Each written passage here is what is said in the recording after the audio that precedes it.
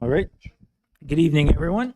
I'd like to, before we get started, wanted to acknowledge that the land on which we gather is Treaty 2 land, traditional territory of Anishinaabe, Cree, Ojibwe Cree, Assiniboine, Dakota, and Dene peoples, and homeland of the Métis Nation. We affirm our commitment to moving forward in partnership with Indigenous communities in a spirit of collaboration and reconciliation. We have no amendments. So moved by Councillor Sobering and seconded by DeKylo, that be resolved that council accepts the special council meeting agenda as presented. All those in favor, please indicate. Anyone opposed? None. And moved by Lachlan, Deputy Mayor Lachlan, and seconded by Councillor Ray. Be it resolved that council adjourns to hear the public hearing as scheduled. All in favor? We'll now commence to hear representations from any person or persons, and there doesn't appear to be anybody in the room who wishes to make a presentation for the scheduled public hearing under the Municipal Act. Anyone who is not yet registered, there is no one here. So we will now have a presentation of the financial plan.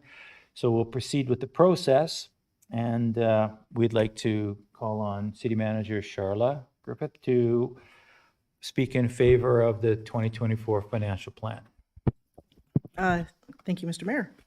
Good evening, everybody. As Mayor Boziak said, I'm Charlotte Griffith, City Manager of the City of Dauphin, and welcome to the public hearing for the City of Dauphin's 2024 financial plan. Thanks to Council for direction this year, and thanks again to administration for their work in putting the budget together. To follow the rules for the public hearing under the Municipal Act, the public hearing is open to the public and was advertised as such. So municipalities function primarily under the authority of the Municipal Act, which requires municipalities to hold public hearings to present the financial plan as part of the plan's approval process. I am presenting this information on behalf of Mayor and Council. So brief summary of the 2024 budget, cut to the chase, there will be tax increase of 3.5%. Primarily, this is for repayment of our drainage project at the Main Street South. We will see continued level of spending on municipal infrastructure like roads and sidewalks and water infrastructure. A few large projects that we're doing this year, Main Street South drainage, I'll probably mention that a few times tonight. The Buckwell Bridge or 4th Avenue Southwest Bridge rehab, and Lagoon upgrade, the design of the upgrade.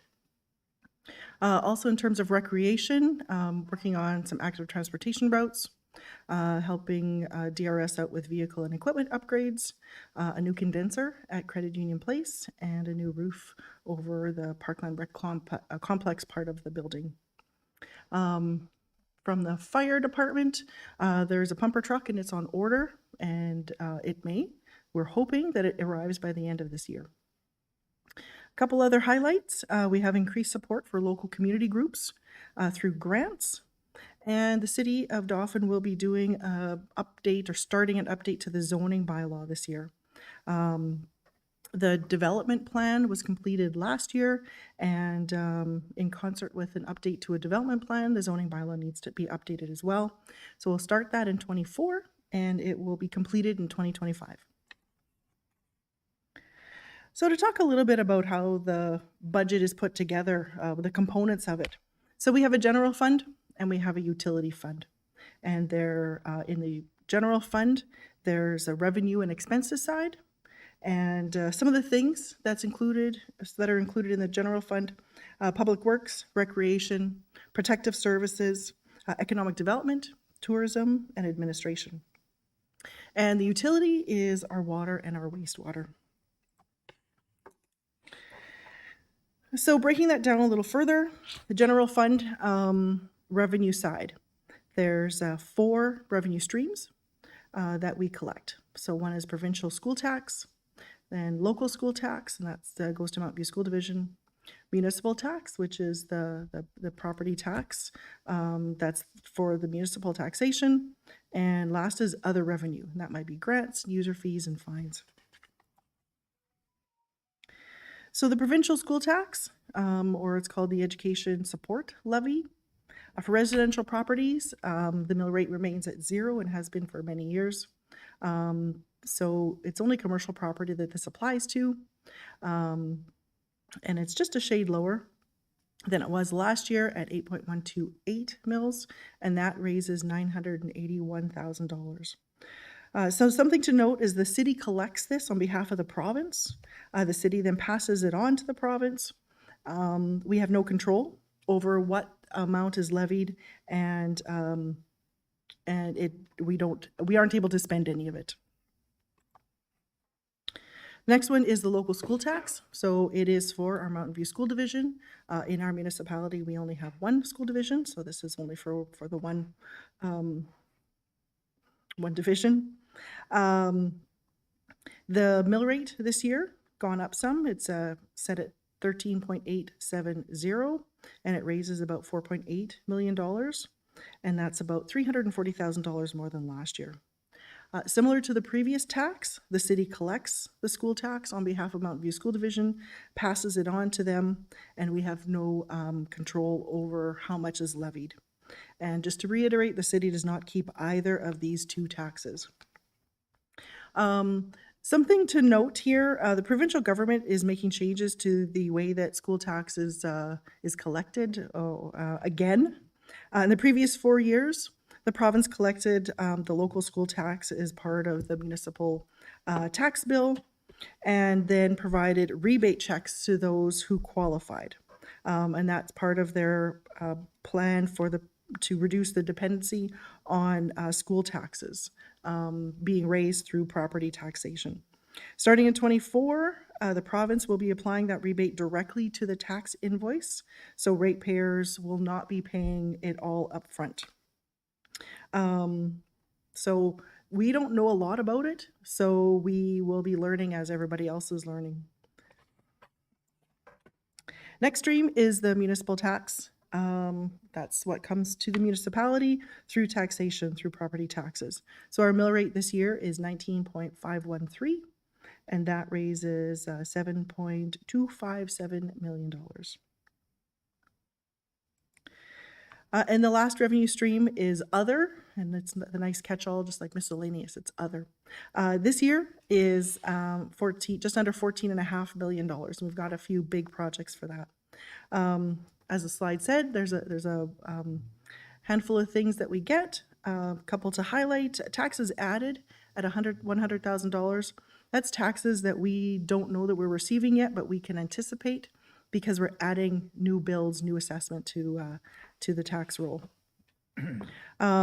We get a municipal operating grant from the province. We're estimating that to be just over $1 million. And we get a public safety grant, which helps to offset with policing costs at $1.228 million. So those were static. They weren't raised for quite a few years.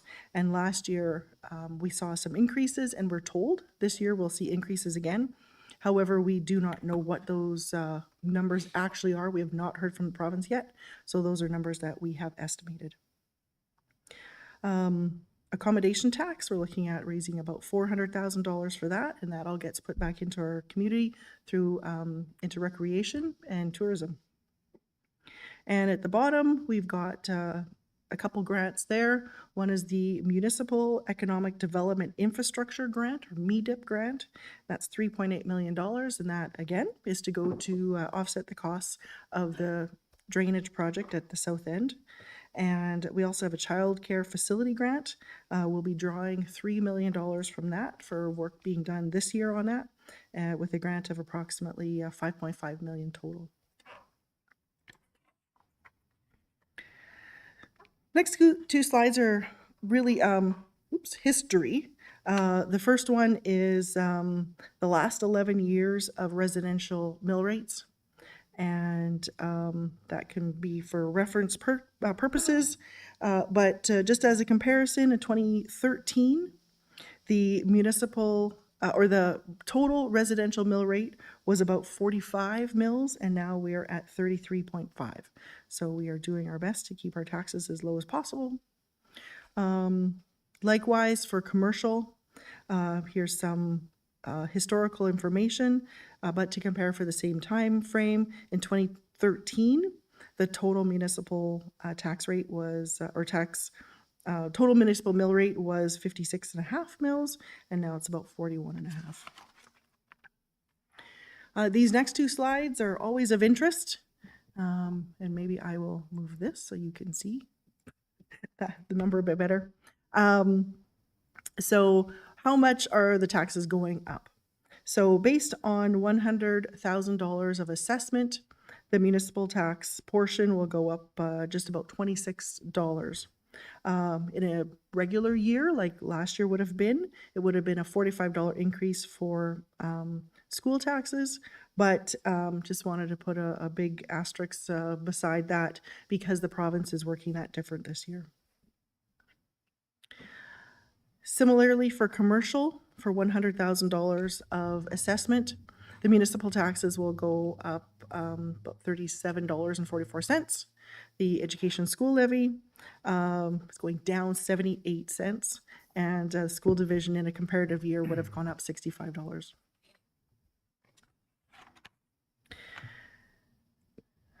So those are the mill rate comparisons. So looking at what we're actually spending money on this year, the province has budget forms in there. For the general fund, they're split up into 9 different categories. And so what I'm going to be presenting the next few slides are summaries or highlights of those 9 categories. So the first category is general government services, and this has an increase of about 8.6%. Things that are included in here are regular staff wages, community grants, and an appropriation, and that is looking at $74,600 this year, which is up $16,600. Also includes the Dauphin Regional Airport Authority subsidy, and so for this year, city subsidy is $105,000.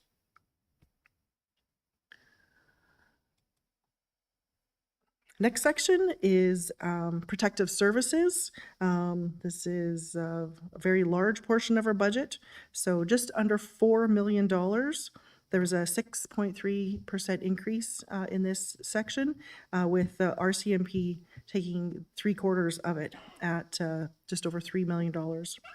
Other things that that are included in this section: fire, emergency measures, building inspector services, animal services, insect control like mosquito larviciding, and bylaw enforcement. Next section is called transportation services, but that's what we would call public works, just over $2 million and a 5.34% increase. Things that are included in this section is the cost for operating things like our public works, maintenance of curb and gutter, lanes and roads, general pavement repairs, crack sealing, general sidewalk walk repairs, drainage, ditch, culvert maintenance, mowing, street cleaning, snow removal, maintenance of bridge, or the one bridge that we have, street lighting and signage. Fourth section is environmental health services. This is an increase of 2.78%. It includes things like garbage collection, yard waste collection, recycling, and maintenance of our waste disposal grounds. So a couple plugs I wanted to put in for this one. One is for our diversion center. It opened in 2021, and it allows residents to drop off various materials such as old electronics, which is called e-waste, used oil, paint, compact fluorescent bulbs, thermometers or thermostats that have mercury in them, and that's all for proper disposal, free of charge. Mattresses are also dropped off, and there is a fee for that, and that helps to cover the cost that we have to pay to recycle them. By keeping recycling, yard waste, other materials out of our landfill, It increases the life of our landfill, and by keeping hazardous things out of our landfill, that's better for the environment. The second plug I wanted to comment here was about our yard waste bins. So this year we're purchasing more bins. I know it's a capital purchase, but I wanted to talk about it here.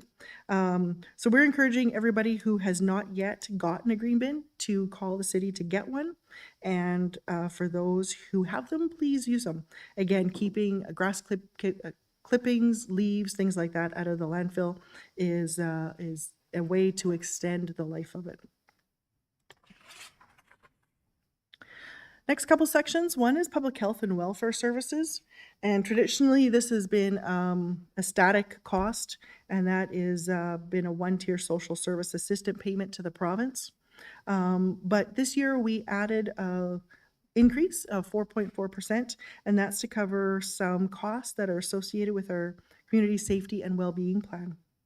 So we started development of the plan in 2023, and we anticipate completing it in March of 2025. We are working with a consultant, and that consultant is paid by the province. So this small increase in this budget section is to cover things like hosting meetings and get-togethers, some office supplies, things like that. Next section is the environmental development services. And this includes things like our zoning and planning bylaws, winter life, beautification, communities in bloom, weed control, and city events. As I mentioned, our zoning bylaw review is taking up the bulk of this increase this year. Next section, economic development services. $636,000, an increase of 21%. And this section fluctuates a lot because it does depend on what is going on in our community and what things need to be incentivized and what programs or projects need to be done. So it, as I said, it does involve incentive programs, so residential, commercial, tipping fee rebates, spec home and business park incentives. It also has some projects going on this year. So that includes our craft district design, new residents welcome program, Dauphin Business Park promotion, which is split 50-50 with the arm of Dauphin, an entrepreneurial initiative, and of course the 2024 Manitoba Summer Games. It also includes our tourism programs. So this year that department is looking at putting up some heritage and wayfinding signs. Our place branding will continue with that, and that includes photography, videography, website, and merchandise. And that program is also split with the arm of Dauphin, and that's on a per capita basis. The section also covers the tourism tax project, which we've labeled as the Adventure Fund. There's also marketing to do some marketing of our community that will be under that fund, and an economic impact assessment study. Lastly, this also includes event board appropriation. Interesting things. Next section is recreation and culture, which is also a big chunk of our budget. This year, just over $2.2 million and an increase of 4.13%. It includes appropriations for things like the Watson Art Center, Fort Dauphin Museum, Rail Museum, and our library. It also includes support for the community and jazz bands. But the biggest part, 87% of this goes to Dauphin Recreation Services. The last section is fiscal services, and this covers capital and reserve transfers, $8.1 million, and fluctuates again from year to year drastically, depending on what projects we have going on. The next few slides I'm going to present. It's going to be up on the screen, but I won't go through every capital projects that's written, but maybe I'll do some highlights. So again, we do roads, reconstruction, mill and overlay, and resurfacing. So there's some things that are up on the screen there. Buckwold Bridge design and refurbishment, and the South End drainage, yet again. And several years ago, Council's direction was to allocate at least $1 million to streets and sidewalks. And so this year, we have $723,000 going to the road and sidewalk capital plan, $332,500 for road and street operating, and $178,000 for sidewalks and boulevards for operating.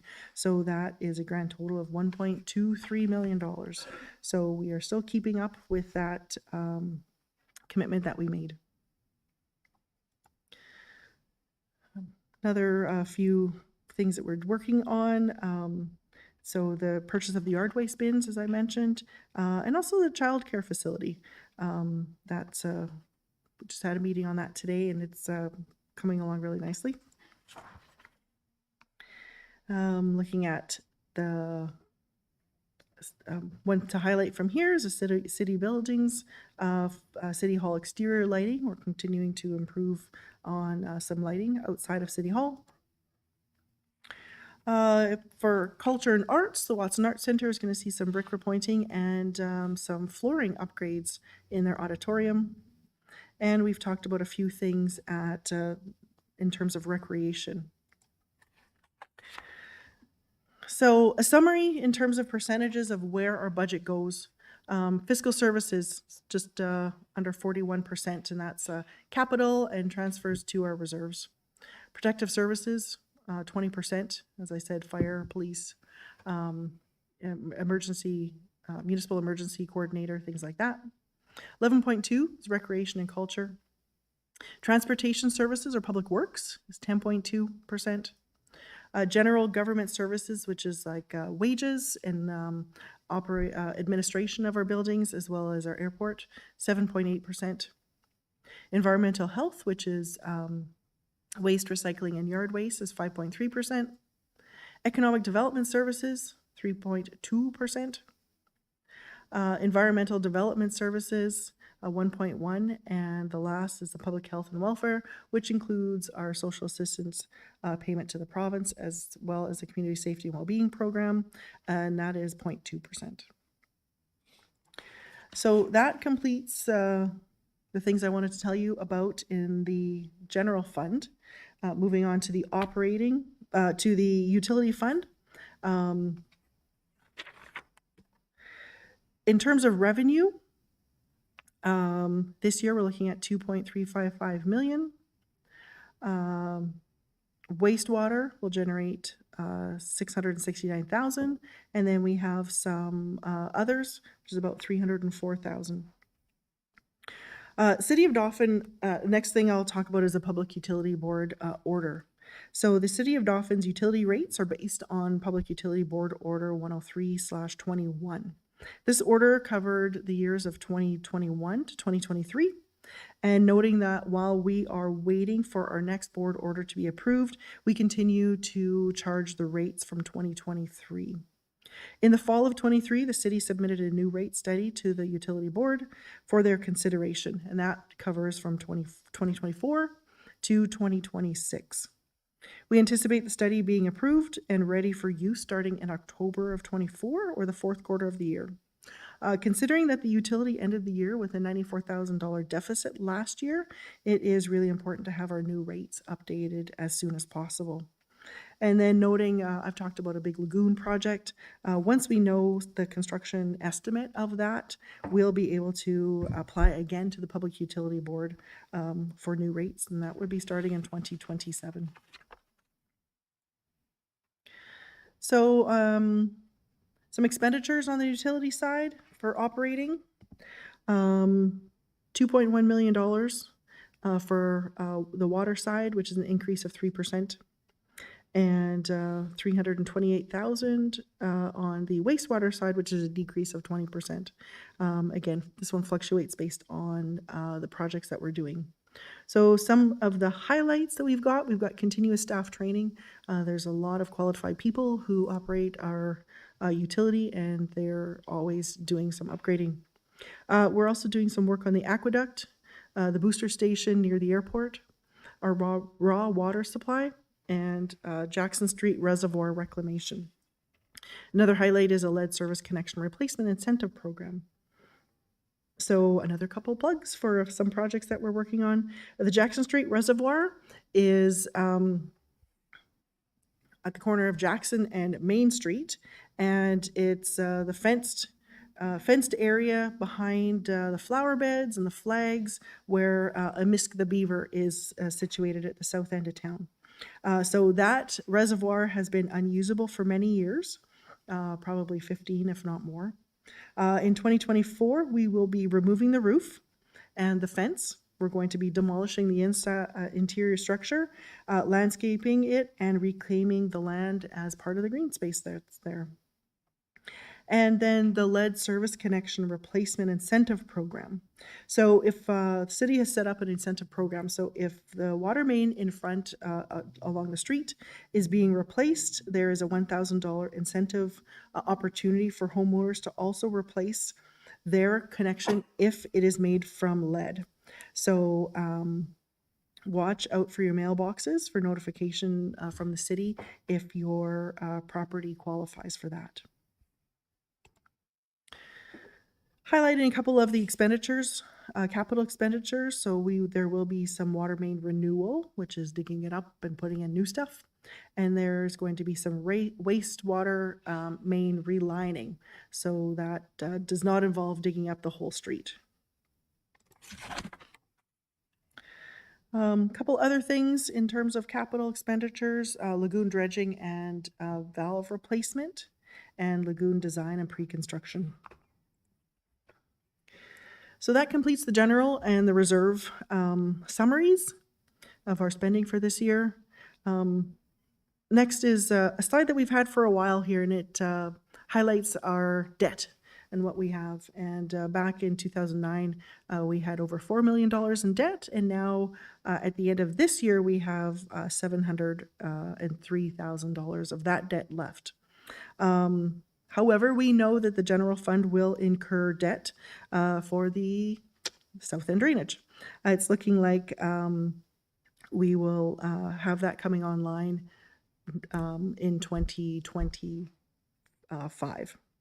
The utility will also incur some debt, and that's to cover some projects that were just finished at the water treatment plant, as well as the lagoon project upgrade that we'll be doing. Starting with the design that's happening this year. Next slide talks a little bit about our reserve fund, or what's in the savings account.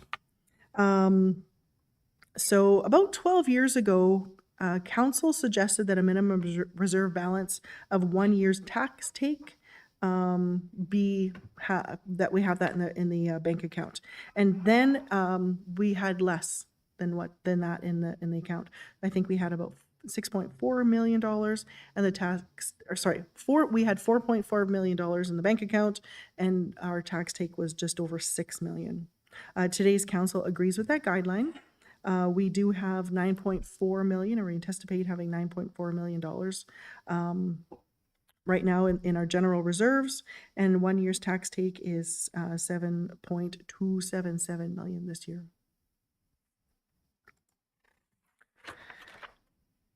And that concludes my report. I will unshare my screen. Actually, I'll ask if there's any questions from the one person here. Nope. Okay. Thank you very much. Thank you very much, Charla. Before we adjourn the special meeting, does any member of council have anything they'd like to add for the record? Seeing none, then I'd like to declare that the public hearing for the City of Dauphin's 2024 financial plan is now completed. Moved by Councillor Daly and seconded by Councillor Sobring, that we now reconvene to the regular council meeting. All in favor? Seeing none opposed, motion is carried.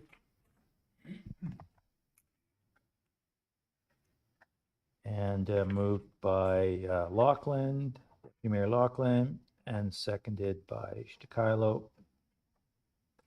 that be resolved that the public hearing for the 2024 financial plan now be concluded. All those in favor? Opposed? Seeing none, motion is carried. And moved by Councillor Ray, seconded by Councillor Daly, Whereas on March 6, 2024, the City of Dauphin released their RFP for the provision of engineering services for the city's wastewater lagoon expansion and upgrades with a closing date of April the 11th, 2024. Be it resolved that council accepts as information a memo dated May 3rd from the Director of Public Works, noting that 5 proposals were received and is recommending that the RFP be awarded to Stantec Consulting for a total of $1,114,136.96 plus taxes. Further be resolved that council agrees with the recommendation from the Director of Public Works and authorizes the RFP for the engineering services for the city's wastewater lagoon expansion and upgrades to be awarded to Stantec for the amount indicated and to be paid by a combination of utility operating funds and the utility reserve, and investing in Canada Infrastructure Program funding provided by the federal and provincial governments. Questions or comments regarding this motion? Seeing none, all those in favor? Anyone opposed?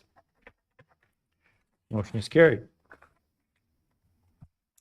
And moved by, who should move? Let's, Sobering will do, Councillor Sobering will do this one, and Daly will second.